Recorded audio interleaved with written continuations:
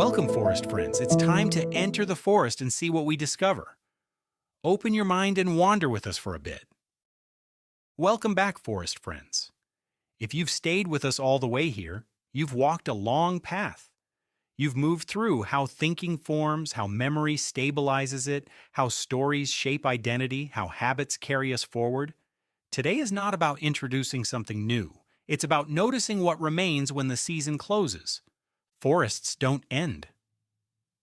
Seasons do.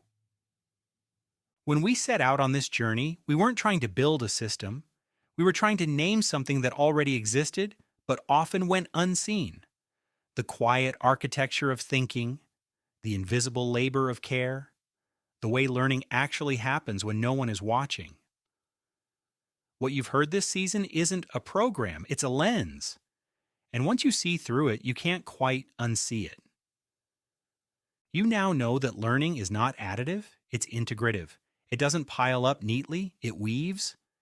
You know that schema are living structures, not containers. That memory is shaped by emotion. That identity influences effort. That self-talk guides risk. That habits form silently. That echo chambers feel safe before they feel limiting. That disruption must be held, not hurled. That reconnection takes patience. That tools matter less than how they are used. And that care is not soft, it is structural. Most importantly, you now know that thinking is fragile and resilient at the same time.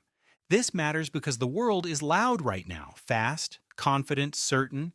It rewards speed over reflection and output over understanding. In that kind of world, it's easy to believe that if something is hard, we're failing. Or that if someone is struggling, they're behind. Or that if a system breaks, it wasn't strong enough. But forests don't grow that way, and neither do people. What endures is not perfection. What endures is coherence. Not having all the answers, but having a way to think when answers aren't clear. Not never burning out, but knowing how to recover. Not avoiding hard days, but designing environments that can survive them. If there's one thing to carry with you beyond this season, let it be this. Learning environments should be judged not by how impressive they look when everything is going well, but by how humane they are when it isn't. This applies to classrooms, to leadership teams, to families, to ourselves. You don't need to remember every concept we explored. That was never the point. If even one schema has settled in, one phrase softened your thinking, one moment helped you pause instead of push, then the forest has done its work. Alder Branch exists because too many people have been asked to carry impossible cognitive and emotional loads alone. Teachers, leaders, parents, students, we don't need more pressure. We need better structures. We need companions that hold context. We need language that dignifies struggle. We need systems that remember with us. As this season closes, the work does not stop. It simply moves underground for a while. Roots deepen. Connections strengthen. New shoots prepare quietly.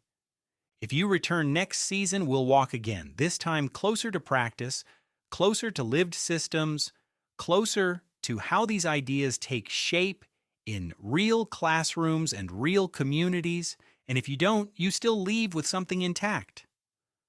A way of seeing, a way of noticing, a way of caring that doesn't disappear when the episode ends. Thank you for walking with us, for listening slowly, for thinking deeply, for staying curious. The season may end here, forest friend, but the forest doesn't close. It waits. We'll see you when the trail opens again.